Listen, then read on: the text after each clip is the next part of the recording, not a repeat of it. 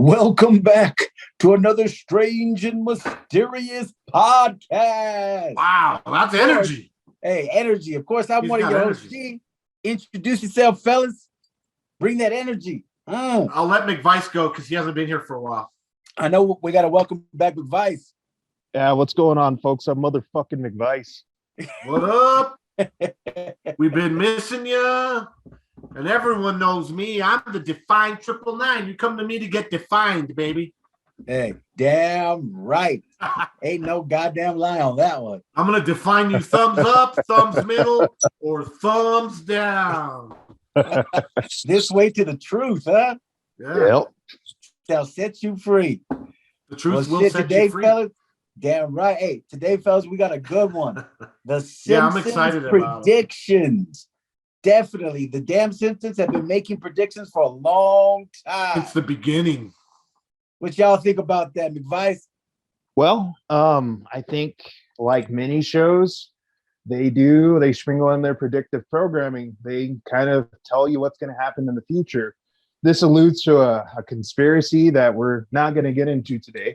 But I would say in a nutshell, there's a lot of truth in the films and the TV shows that we watch. Mm-hmm.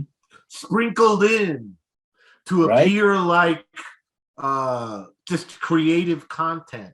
But is it more or is it less? I guess it depends on how accurate the predictions are, how it's served up, on a hot platter, on a cold platter. We don't know. Right. All right, let's get started. There's that Donald Trump. 15 Simpsons predictions that came true. Number 15, Lady Gaga Super Bowl halftime show, season 23, Lady episode Gaga. 22.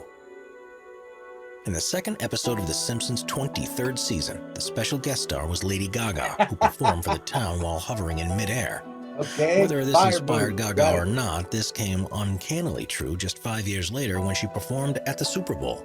She began by standing on the roof of the Houston NRG Stadium as she sang her opening song. NRG. And then, as the show continued, she flew down to the stage below with the assistance of wires, virtually in precisely the same way as she had done in Springfield. It remains one of the most acrobatic shows to ever take place at the Super Bowl, and was probably all thanks to The Simpsons. I would have liked to have seen Number 14. the fire coming out of the tits. Right.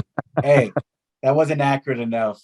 That was pretty accurate, but Very it would have been accurate, cool. It would have been mind blowing if she had the sparklers coming out of there. Hey, what do you think about that one? Is that a good one? You think that's a pretty good prediction? I think that's a very good one. I think it's pretty good. I mean, it's pretty close. As long as maybe I'm mistaken, but was she at the Super Bowl in The Simpsons, or was that just some other event?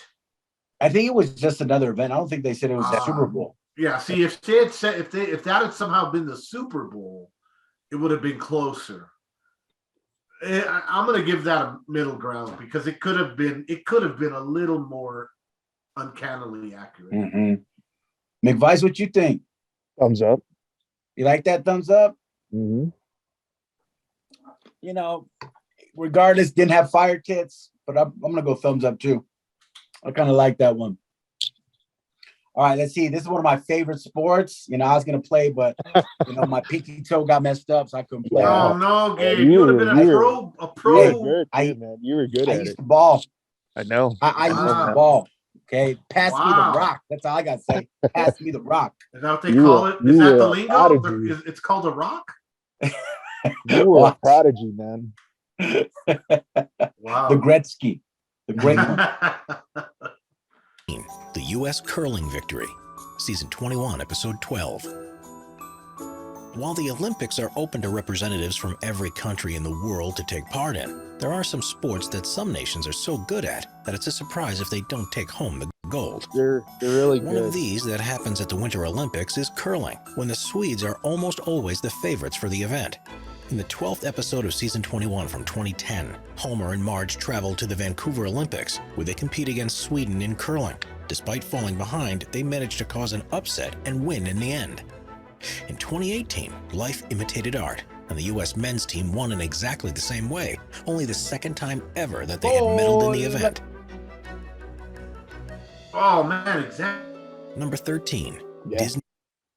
What do you think about that one in my sport? Curling. Did they beat the same? Did they beat The another Swedes. team? Yeah, they beat the Beat the Swedes. They Swedes. beat the Yeah, Swedes. See, that's pretty close. that's So it's pretty showing damn that close. America is going to beat them.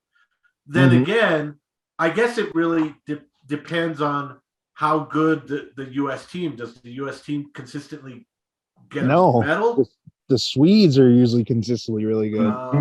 I guess. I Interesting. don't know. I don't keep up with curling. I'd give that a thumbs Hey up. man, That's don't pretty don't close. disrespect the sport, man. I'm not disrespecting it, man. I promise. You know, Yeah, Gabe was the I know what it first. means to you. He Take was that the to heart, first. man. He was the Take that first to heart. Hispanic curling phenom that no one heard about. Yeah. I was about to be the next Wayne Gretzky of curling, of course. Wasn't EA gonna make a video game and have you on the cover too? Hey, damn Oh right. shit! Well, It wasn't yep. for my pinky incident, but it's all good. I'm gonna give this a thumbs up. It's pretty damn accurate. McVice, Thumbs up. thumbs up. I'm gonna go thumbs up too. Because like, how would they know, right?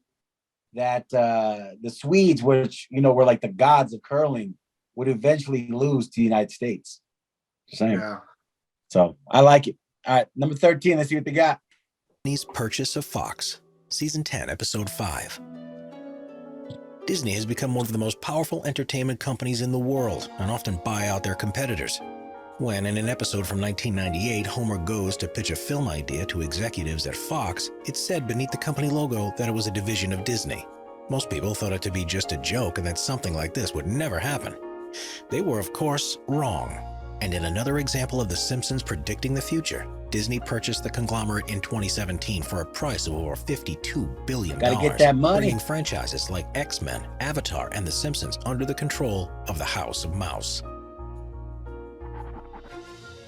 Wow.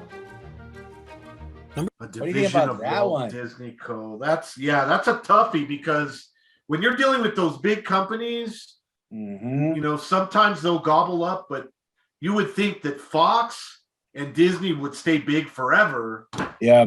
That's a pretty uncanny one. Thumbs up for me. Mm-hmm. McVice. Thumbs up. Oh, he was quick on that trigger right there. He's like, thumbs Yeah. up. I'm gonna go thumbs up too. Like when you have those big companies, especially like Fox, right, that had all They're those huge. big franchises, X-Men, Spider-Man. You thought, well, shit, they're just gonna be by themselves forever. But nope, Yeah. Disney snuck in. Mickey was like, let me cut a check. Mine, thank you. Oh, So, yeah. and the mouse, Oh, man, again. the mouse has a deep checkbook. Right? Oh yeah. Fuck yeah. We're I'm going two fucking thumbs up on this. billions. Did anyone see them buying out Lucasfilms? Like, did anyone know Ooh, that? I didn't Yeah. see that either. I didn't see Exactly. that either. I always assumed Lucasfilms would be around forever. Or if sold, maybe I would have, in my mind, I would have assumed it would have been, maybe they would have been bought by like Warner Brothers or something. I don't know. I wouldn't have thought Disney would buy out Star Wars. I would just All right, gentlemen, number 12. This one looks like a one that came true, unfortunately. Yeah. Number 12, President Trump, Season 11, Episode 17. In the episode titled Bart to the Future, which was first aired in 2000, we see what the future of The Simpsons was like, with Lisa as the president in the White House and Bart as a failed musician. The idea behind the episode was that the vision was warning to Bart that he needed to change his ways to prevent wasting his life. But were the Simpsons writers instead warning us, the viewers, of something else? In a meeting, Lisa mentions that the country had been left in quite a financial mess thanks to President Trump. Again, something that most people wrote off as being a joke, but one that became all too real in November of 2016 when Donald Trump won the presidential election. Number 11, censoring art. That's What do crazy. you think about that one? That's crazy to me. That right was there. pretty crazy Yeah. because if you had asked people way back when that Trump would have been anything close to a politician, they would have told you were fucking out of your mind. Exactly. I agree. And I think I kind of remember that episode, man. I used to watch The Simpsons a lot back in the day. I think I kind of stopped time in the early 2000s. So I want So to I have say a- that episode is from that time period, you know? Mhm. So I have something else to add to that clip that we just saw. Do you see how Lisa was dressed in purple? Mhm. Check this shit out. Oh yeah, Kamala Harris. And look at the pearls. Yeah. Wow. Yeah. Yep. You know Yeah, man. what's crazy about this is it makes you now want to go back and look at Simpsons predictions that haven't come true yet. Yeah. Mhm. Do you know what I mean? I'm going thumbs up, man. Like that. Oh, I yeah. think that is Yeah. just That like- one is Definitely. again, if you had told anybody in the political professional world that Trump would have even had a chance, the tiniest little chance to become the president of the United States, they would have probably betted, they would have put their entire house and life on a bet on the line. No one saw that coming. No one at all saw that coming. Even when it came into fruition in 2016, when he was running for president, it almost felt like a joke. We were like, Yeah. what? Donald Trump running for Yeah. president? No one thought he would have beat out some of Yeah. the potential pool of Republican. Mhm. Well, yeah, because front-runners. he's not a politician, you know. So And it's he had just- made, it- he had basically bragged about grabbing women by the pussy, and he still got the nomination, which Mhm. to me just shows that, you know, this whole idea that politicians were judged by this different set of standards, that thing's out the window now. As far as I'm concerned now in the politics of this country, anyone has a chance to be the fucking president. Mhm. Some people think, and sorry to go off topic, but I don't know if you guys have seen the new TV show Rock for President, Young Mhm. Rock or whatever. It's called Young Rock, but anyway, it's basically a TV show where Rock, you know, basically is running to become president. And some people have said that Dwayne the Rock Johnson has ideas about political office. Interesting. So, I mean, I think it's possible now. I think anyone, almost anyone, So what you're saying is almost a curling legend could be president? could be. You could be, Gabe. Hey, President G. I President. like the ring of that. I mean, at this point in time, Snoop Dogg might get the Democratic vice president nomination. I mean, Hey, free Popeyes and burritos for everyone. crazier shit has happened. Can you imagine a West Coast rapper as a VP? Hey, for shizzle dizzle. And they'd be like, smoke them trees. All right, let's move on. Number 11. Season 2, Episode 9. One of the earliest Simpsons predictions to come true was broadcast in 1990. The 9th episode of the second season showed how residents of Springfield protested the displaying of Michelangelo's David because of the nudity and insisted that it was covered up. Fast forward more than 25 years, and that's exactly what happened in St. Petersburg in Russia. A 16-foot-tall plastic replica of the world-famous statue was put up on show in the center of the city, but following complaints by parents and residents, and a poll was conducted to decide which clothes, if any, should be put on the statue to make it more appropriate. Number 10. Hopefully that wasn't a actual life size of the bro. Hopefully that was just a mad woman who made that. You know what I mean? Made his junk small. The junk was a little on the small side, huh? Yeah, it's probably like a mad woman or something like that. Well, he's a white boy. He's literally so fucking white. He's made out of marble. So, Hey. no offense to our white viewers, but we know that Hispanics and African Americans and Latinos tend to be a little larger. Not all. It's not all. There's probably white guys. Hey. But I think there's less of them. We might lose some viewers tonight. I'm just No, I'm saying I think there's probably some. I mean, look at John Holmes. He was white, and he was literally like that big. But I just don't think they're as common. Hey, so what do you think? Do you think that was a prediction from The Simpsons, or was that like always known that they just have small penises? I don't know. They didn't really allude to the Simpsons episode. I mean, they kind of showed it at the end there with Marge and Yeah, Homer looking at it, but I don't know. Yeah, I'm gonna do a thumbs down on I agree. David's small penis. Yeah, I'm going thumbs down also. I like my penises to be large and in charge.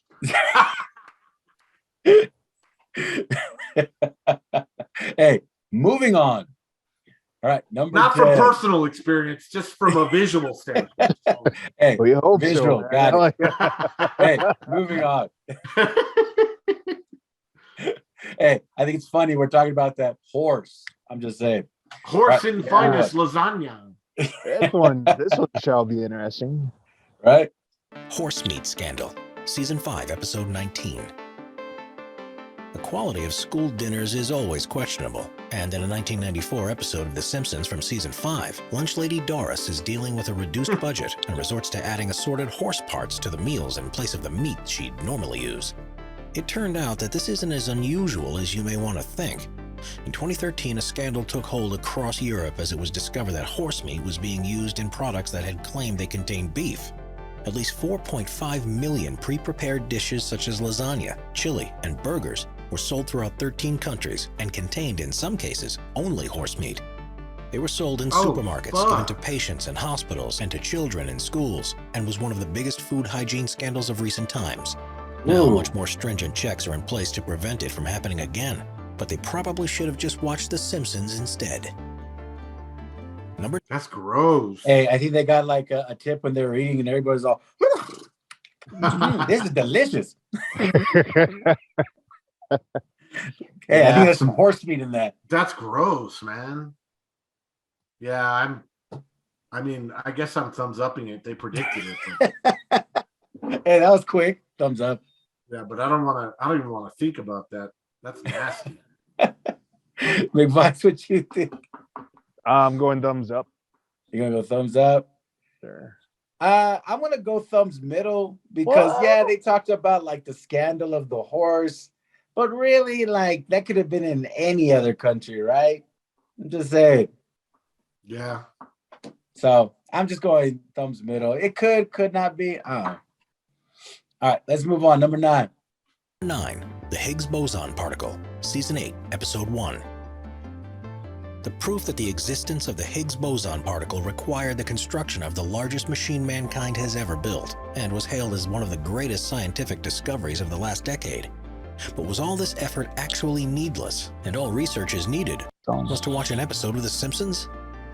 In the first episode of Season 8, Homer becomes an inventor and is surprisingly good at math. The show is known for hiding equations and ideas within the scripts, but at one point on a blackboard is a seemingly random equation. Now looking back, physicists say that this writing is actually a remarkably close description of the mass of a Higgs boson, and only works out to be a fraction larger than the true measurement that was made in the super collider at CERN. Holy For The shit. Simpsons to have got there 15 years earlier seems almost impossible to believe. That's That's- interesting, gentlemen. That's a thumbs up to the max. Yeah. That's like thumbs up here. That's nuts, though. Like That's nuts. you guys would have to have, or like the Simpsons would have to have like some mathematicians giving them like equations. That's nuts. Maybe they did, but to get that close is just crazy. But look, we don't know how close it was. But even just to be in the ballpark, right? Yeah, that's that's a fucking little crazy. That's I'm going way thumbs crazy. up. Yeah, that's what I'm saying. Thumbs up into the heavens. I'm thumbs up Nice. here. Yeah, I'm thumbs up, man. Thumbs up. All right, that was nuts. That's crazy. Number 8. Nobel Prize winner, Season 22, Episode 1. The writers of The Simpsons have always had a close affinity to science, but this prediction shows just how on the pulse they actually are. When Season 22 premiered in 2010, Martin, Lisa, Milhouse, and a database make a betting pool for who they think will win the Nobel Prizes in each category that year. All of these are real people who are active in their respective fields, but incredibly in 2016, one of them did actually win. Bengt Holstrom from MIT was a joint winner of the Economics Prize, thanks to his work on contract theory and ideas of how to determine what should be government-owned and what should be controlled by private interests. Lisa was probably very upset with the announcement of this because the others are yet to win, and this presumably makes Milhouse a true future visionary. What do you think about that one? I'm going thumbs down because they just picked a pro in the field, and eventually a pro might win. That one's not as now. If 4, 5, or 6 of them won that were on the list, then I'd be more impressed. But just one, I think that's a statistical random thing. I'm gonna thumbs down. An eventuality, right? Yep, thumbs down. McVice? Yeah, I'm going thumbs down on that one also. Yeah, I'm gonna go thumbs down too, because I think eventually one of those motherfuckers was gonna win. Yeah, because they were all giants of their field, so it's just it was just a matter of time. That one's not anything like the Biggs or the boson particle. Yeah, I think the only thing that's interesting about it is the fact that they're having that stuff in their episodes. Yeah, that's the one thing to kind of take away from it. Like, why do they even have that? Yeah. No, I agree. That's very interesting. All right, let's see. Number 7, Three-Eyed Fish, Season 2, Episode 4. One of the most famous episodes of The Simpsons from the second season was the one where Bart captures a fish in the pond near the nuclear power plant. Named Blinky, this fish had 3 eyes and led to the citizens of Springfield leading protests about the pollution being released into the environment. Luckily, mutations like this are extremely rare, but not unheard of. In 2011, a fisherman in Cordoba, Argentina, caught his very own Blinky from a reservoir near a nuclear power plant. It was a species of wolffish, and at first, he and his friends didn't notice because it was too dark. The next day, though, the reality became all too clear, and they couldn't decide whether they would eat it or not. It turned out that not only was this reservoir near the plant, but there was also a water outlet pipe that led straight into it, proving yet again that the Simpsons had the foresight to see what could happen in places like this. That's a little weird. That's a little weird, but this falls into you could have predicted there would be a deformity in a pond that was near a nuclear plant. I'm gonna still go down. This is another statistical one where it's just a matter of time. McVice, what you think? I'm gonna go thumbs up. Go thumbs up. Man, it's hard because it's like they predicted the fish with 3 eyes, and there could be so many, genetic, different types of fish and different types of things that could happen to those fish. It's like, I don't know. It's a hard one. Yeah, it's pretty close. I mean, it is pretty close, but I just feel like I feel like that's one where how many body parts does a damn fish have? Fins, and eyes mainly, and a mouth. There's not a whole lot of places to go. Oh, well, the fish is going to grow. It's still, I think it's extra tits. It's still statistical. You know what I mean? An extra ear, right? Yeah, there's no ears. The fish is actually a pretty simple organism. All right, let's move on.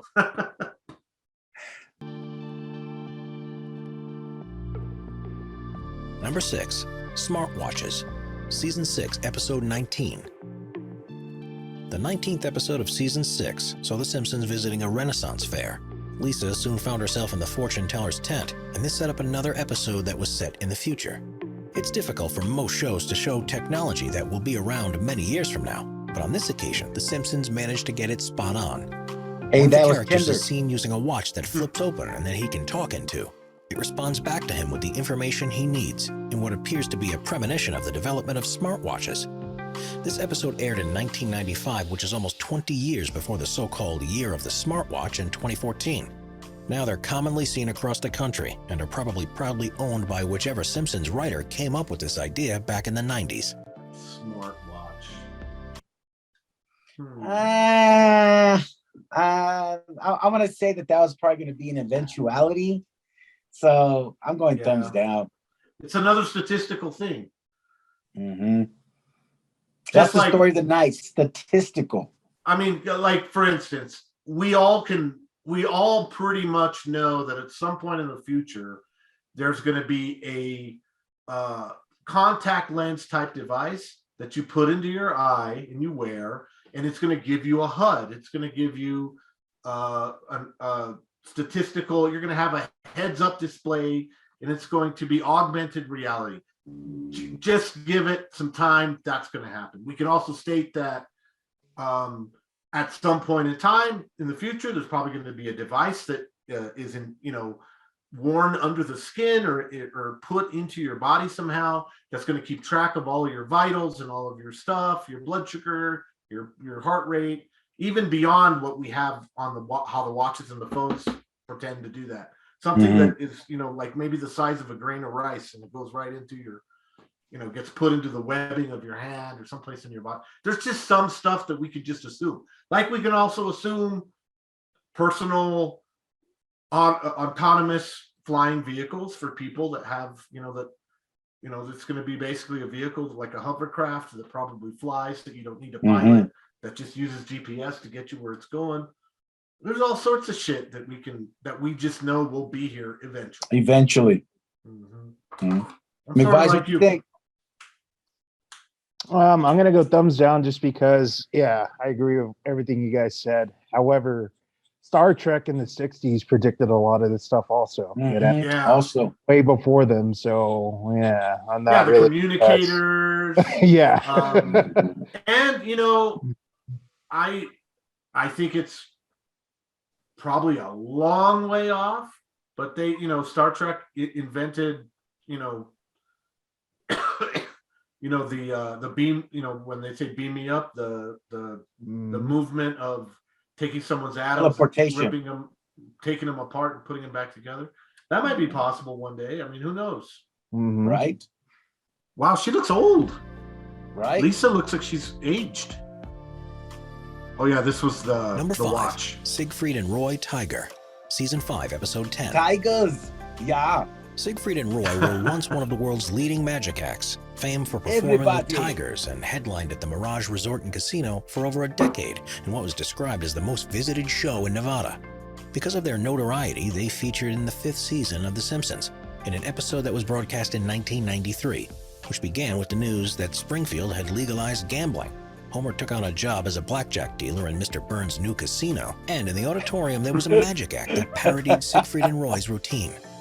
While performing, however, they were mauled by one of their white tigers, and tragically this event came to pass in real life just 10 years later. During a performance in 2003, Roy was attacked by one of their white tigers called Montecore. It grabbed him by the neck while on stage and dragged him into the wings like he was a rag doll. Despite losing a large quantity of blood, he survived the incident, but suffered from life-changing injuries that meant he'd never be able to perform the same way again. Following this, the duo produced a show based on their act called Father of the Pride, and returned to the stage a few years later for several one-off shows before officially retiring from show business in 2010. Before we move on, be sure... That's pretty trippy. But that's like an eventuality, right? Statistical. You're gonna get bit, right? I'm just saying. You fuck with tigers, eventually someone's gonna bite you. Yeah, exactly. It's another one of those ones. Thumbs down. Yeah, thumbs down for me too. Yeah, thumbs down. Eventually someone's gonna get bit, right? Eventually, I don't care how buddy you are with a tiger. At some point in time, those big ass teeth are gonna leave puncture wounds in you. Hey, that pussycat got dolls. That's all I gotta say. Shit. Those are really beautiful animals, though. Those white Bengals. Yeah, they white Bengal tigers. How beautiful of an animal. Yeah, that tiger's been just like, fuck it. Hey. This has been fun and all, but yeah. Or maybe that was the 10th time the tiger was like, fuck around and find out, and that was like the 10th time he was in his fuck around and find out mode, and he said, okay, well, I guess you're finding out now, bitch. Hey, if this Siegfried Freud motherfucker comes at me one more time with that whip, he tries to make me walk on my hind legs one more time during the show. I'm gonna bite this motherfucker, right? Shit's about to get real. And sure enough, like clockwork, Siegfried went, because the cats don't know. They don't know they're in a fucking Vegas show. They just know they come out and there's lights, and they train and there's people, right? They don't know that shit. That tiger was probably like, man, this guy keeps making me dance on my back legs and I'm tired of it. Back-breaking work, 4 shows a week. God damn, back-breaking work. Fuck around and find out, Siegfried. Hey, kibbles and bits, my ass. That's your ass, Mr. Postman. Let's go. That was pretty Or funny. to subscribe to Top 5s with notifications on. Number 4, The Shard, Season 6, Episode 19. Due to their unique designs, city skylines around the world are instantly recognizable. If you think of New York or Paris, there are certain buildings that you would expect to see in a drawing of them. But in an episode from 1995, the Simpsons animators appear to have got London extremely wrong. The Season 6 episode, which was set in the future, showed Big Ben and Tower Bridge, but there was a peculiarly shaped skyscraper further to the left that looked like no building in the city at all. That was until 14 years later when plans were submitted and accepted for a new structure called the Shard. Now completed, it's the tallest building in London and offers views across the entire city. It's known for having an unusual design, particularly at the top where it only looks half finished. But this seems almost exactly how it was shown in the Simpsons episode all those years before. Not only does the structure look just like the Shard, but its position in London is virtually identical in the cartoon to where it was built in real life too. Either the owners of it took inspiration from the show, the Simpson producers had seen the plans way ahead of time, or it's more proof that they have a knack for predicting the future like no one else. That one's kind of weird. They got the That's a thumbs up, definitely, man. they got Yeah, the that's design of the kinda building weird. perfectly. And Exactly. they even got the location of it. Exactly. Mhm. That if it had just been like a 2D, you know what I mean? Like you can see like stylized designs of skylines that are 2D, they're like flat, and so the buildings are not like in a 3-dimensional space. Then I could say that could be a statistical eventuality that there'd be a triangular type building. But the fact that you were looking at it, and it was kind of further back away from the bridge, and Ben, that's really I'm gonna give that a thumbs up. That's classically right on. Yeah, I agree. Thumbs up. That's one that's pretty damn freakily close. All right, let's continue. Number 3, FIFA Corruption Scandal, Season Brasileiro. 25, Episode 16. In the 16th episode of the 25th season, which was broadcast in 2014, Lisa gave a speech to her classmates in which she talks about Homer and mentions that there was a time when he gave her a red card and sent her off from a soccer game that he was refereeing. A video of this speech went viral and led to Homer being called by FIFA, the world governing body for the sport, to referee some matches in the World Cup in Brazil. The reason they needed his help was that they had found themselves short-handed after finding out about massive corruption in the sport, and Homer goes on to do a good job and sees the German team winning the tournament. In this episode, the show actually managed to get 2 predictions spot on. The first was that Germany did win the World Cup that very same year, and the second was that the following year FIFA became embroiled within one of the biggest cases of corruption in recent times. Staff from across the organization, including those at the top of the sport, were arrested and sacked for allegations of bribery, fraud, and money laundering, and it Pay to sent play, shockwaves baby. throughout world Pay to sport. play. Luckily, though, it has never quite led them to needing to hire a dad from Springfield to officiate any of their high-profile games. Hey, don't. Number 2, faulty. Now it would be funny if one of the FIFA reps was kind of shaped like Homer Oh yeah. and he was bald. That would be Right. funny, but because you could say that it would be an eventuality that FIFA would have got busted for corruption, because it's been known that FIFA's been corrupt since the fucking 60s, man. FIFA has been a pay-to-play organization for a long time, and money greased hands, and a lot of that process that FIFA has, like what teams end up in what groups, what cities and countries get offered the World Cup. Everyone's known for a long time that it was corrupt. So on that one, now predicting the World Cup winner, that's different. But as far as the corruption, I don't buy it, because FIFA anyone that knows anything in football or soccer, as we like to call it in America, knows that FIFA's has been known to be corrupt and had been a pay-to-play type organization since, like I said, since the 70s, 60s, 70s, 80s.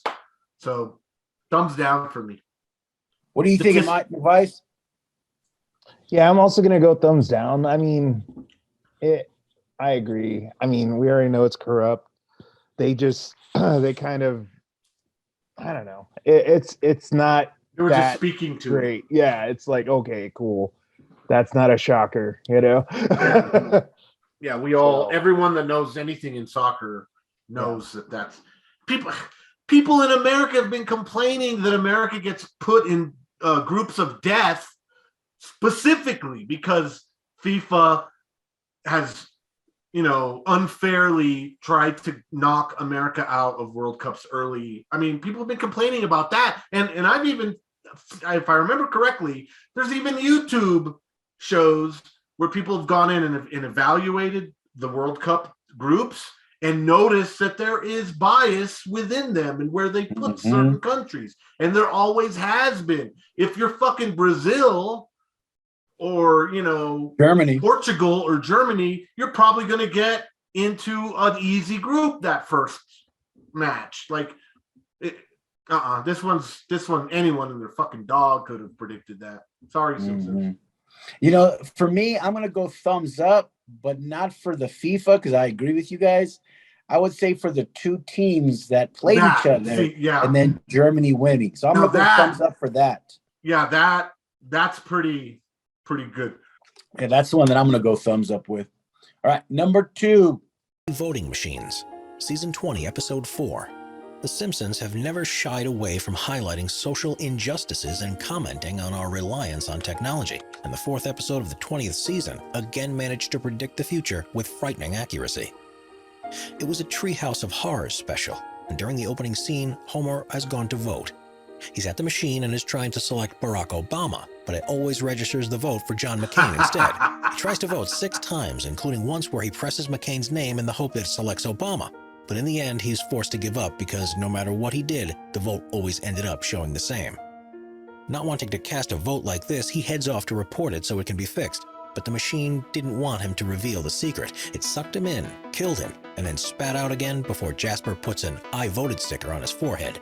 Strangely, this wasn't too far from what would happen just 4 years later, and there are concerns it may be more common than anyone realizes. In the 2012 election, when Obama was up for his 2nd term, a video emerged from Pennsylvania. In it, a man was trying to vote for the incumbent president, but whenever he did, it would instead select Mitt Romney. When asked for comment, representatives from the Republican Party claimed that the opposite had been reported happening too, and it understandably raised some concerns about the accuracy of the machines. Those who encountered the problem said that everything had worked fine if they tried to vote for someone else, and that it would only happen if they selected Obama's name, which made them further suspicious of why this was happening. The voter who recorded the video eventually found one part of the screen he could touch that would register it properly, and was apparently told by a poll worker that this means there wasn't any problem at all. Once the video went viral, however, the machine was removed to be recalibrated. But by this time, it's unclear how many votes had been affected. The Simpsons writers yet again predicted future issues that may be faced by the increasing use of technology in such important processes, like voting. And if people either don't trust that it's working properly or it actively registers your vote for someone else entirely, then it's a problem that goes to the heart of a democracy. With recent concerns about the possibility that hackers from an enemy state might be able to access large numbers of these machines to affect the outcome of an election, this might be one Simpson prediction that comes true time and time again. Number 1. Okay. What do you think about that one? What year did they say that episode was from? I don't remember. 2 years before the Obama was getting... The 2 years before? I think that's what they said. Okay. What do y'all think about that? McVice, what you think? I mean, yeah, I'm gonna give it a thumbs up. You like that one? That was a good one.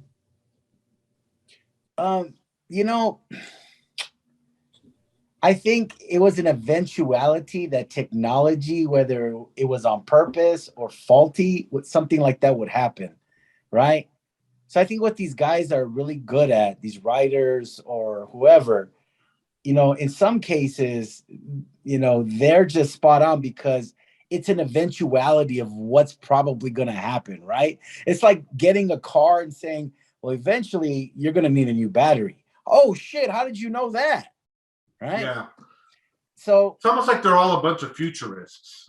Yeah, like they're kind of looking through stuff of what might happen, right?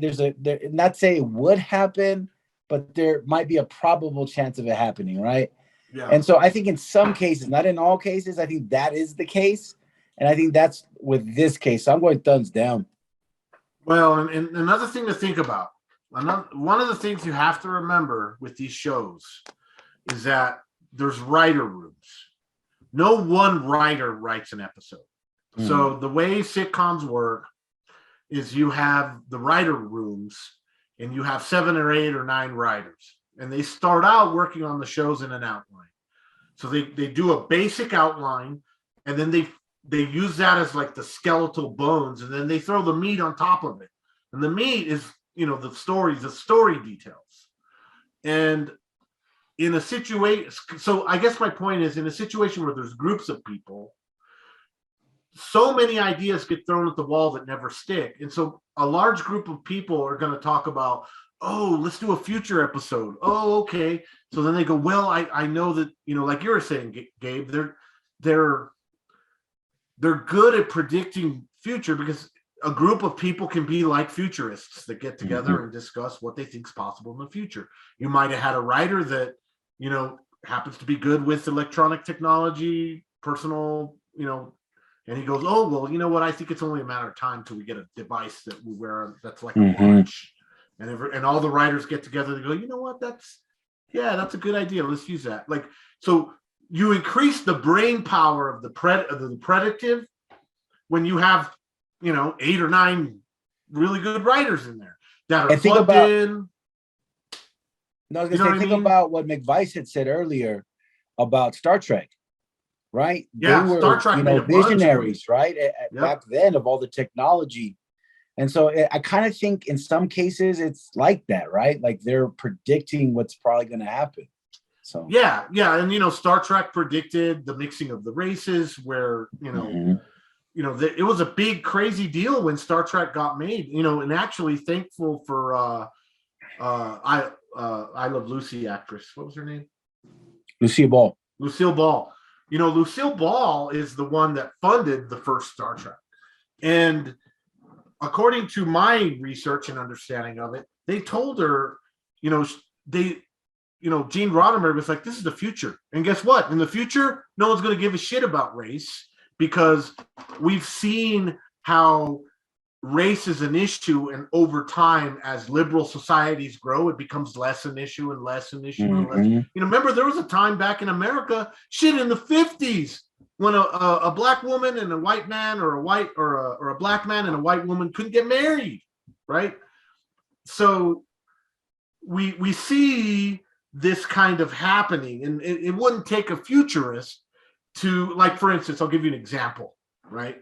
Right now, marriage. Let's just do marriage as an example. I'm going to predict that in the future, anyone and any person are going to be able to get married, and you can have as many husbands or wives as you want. You're basically just going to state under the law of the government or whatever government system is in place that you are connected with this person, and the things that you own, they own as well. Because really, that's all marriage is, right?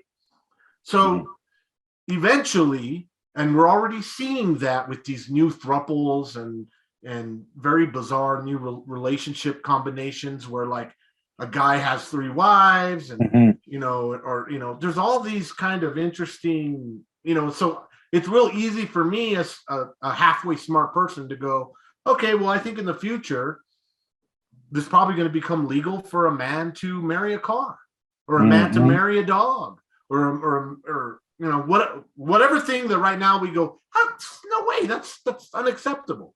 And you're going to go, nah, in the future, they don't care. You're going to be able, you're going to be able, things that seem like unbelievable now are going to be, I talk about this with my brothers all the time. I say, guess what? You guys think I'm crazy, But don't be surprised if your little 4-year-old kid one day is going to bring 2 girlfriends and a boyfriend home to meet dad. Whoa! No. But you're going to go, this millennial generation is already getting rid of things like gender norms, and how many different pronouns are there already now? There's like 25. Mm-hmm. I mean, so I don't think it's that far off. I'm telling you that there's a damn good chance that my 11-year-old kid, he's about to turn 11 in 3 or 4 days, that when he's in his 30s or in his 40s, the whole idea of this kind of nuclear family relationship is going to be flipped on its head. And we don't even know what kind of weird, bizarre relationships are going to be happening. Like I said, my son might say, Dad, I'm in love. I'm particularly in love with 2 women, this guy and a car. For whatever reason, this car, we really like it. Okay, well, I don't get it, but so you're right. It's not that hard to predictively, through statistics and what we just assume is going to be continuing, to predict some of these stuff. But that's different from a fucking algorithm. 2 countries playing each other. Or specifically winning. Or specifically a mathematical equation that's like almost right on, that would be the chances of that happening would be quadrillion to 1 or whatever. It's astronomical. There's a difference. So you're right. I agree with you. There's levels to this shit. All right. I'm thumbs down on that. Number 1, gentlemen. Let's see what we got. Donut-Shaped Universe, Season 10, Episode 22. With such a love of math and science, it seemed only natural that one of the world's foremost physicists would make an appearance in The Simpsons. So when the writers found out that Stephen Hawking was going to guest star, they had an opportunity to put him in a room with the world's dumbest person. While sat in Moe's Tavern drinking a beer, Hawking ended up admitting that your theory of a donut-shaped universe is intriguing. I may have to steal it. Just a few years later, new modeling of the universe's creation started to suggest that the donut theory might in fact be the case. Instead of being an infinite structure, it's now believed to be finite and continuously wraps back in on itself. A number of observations, such as unexpected ripples in the fabric of space-time, are pointing towards it, and means that possibly Homer is far more intelligent than anyone had given him credit for. Your theory of a donut-shaped universe is intriguing, Homer. I may have to steal it. Subscribe. Interesting. Okay. That's a good one. See, now that one's kind of weird, because I would have never thought, if I'm thinking of universe, I'm thinking of constant expansion, right? So I don't know. I'm going to give that last one, I'm going to give a thumbs up. Yeah, I'm going to give a thumbs up too. I think that's very, very interesting and very deep. Maybe Homer isn't that dumb. Maybe he's not. Maybe he's so dumb he flipped the script. Right? Maybe he went so far into the dumb hole that he came out up on the genius. McVice, what you think about that last one? Yeah, I'm gonna give it a thumbs up. You like that one? Yes, sir. All right. So, final thoughts. I'm gonna give my final thoughts first. We had talked about this earlier, but I think that for the majority of these, they can be seen right now as predictive of what might happen in the future. There's some that aren't, like the 2 soccer teams. That was weird. I think the Kamala Harris outfit with the pearls, that was kind of weird. And the Trump thing, that's real weird. Right? And the one in England where the building, that one was crazy too. So, but besides those, I think the majority of them could be predictive by people, in a room, getting together, thinking about it, saying, hey, this might happen. So that's my final thought right there. McVice, what's yours? So, I think The Simpsons, they're one of these shows that they definitely put a lot of predictive programming in, almost like whoever's writing, they know some things that they're privy to information that we're not privy to, and there's some things that this list didn't cover I'm a bit surprised about, but it's not just The Simpsons. There's a lot of shows and movies that do the same thing.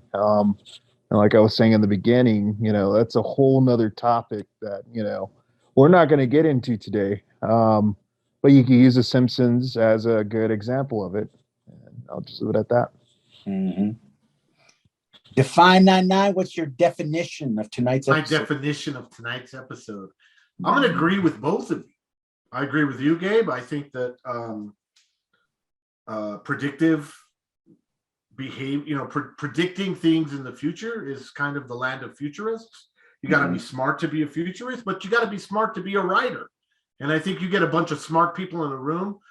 I'll give an example of the three-eyed fish. They were talking about nuclear waste, and I'm sure someone said, wouldn't that be funny if a fish had three eyes? Because there's not a whole lot of thing on a fish. How many different things is it going to have? And you can't get too specific. You can't say, oh, it's a cloacia or, some fish organ. So or I don't even think I used that right. I don't think fish have cloacias. Anyway. But then at the same time, like McVice said, there are a lot of people that think that certain shadowy forces have been preparing the world for aliens since the fucking 60s. Mm-hmm. So I agree with that too. I think there could be some shadowy forces pulling strings in our popular culture and our media to kind of get people around the fact, because it's, I don't know. I do think that's definitely possible too. So I kind of agree. I think it's both. I think just like what you said, Gabe, is true. There are some that are just bizarrely accurate. Mm-hmm. And then, like you said, McVice, a lot of this could be shadowy forces in the background that know this stuff's on its way. And they try to figure out ways to prepare the kind of general populace for some of these things that are going to happen. So I thought this was a really great one, really great episode. And, I hope you guys our fans have a great week. And if you're a white guy who's concerned about the size of his penis, I'm very, very sorry. Hey, and on that note, this has been episode 25. We'll catch y'all on the rebound. Peace. Peace. Peace. Bye. Bye.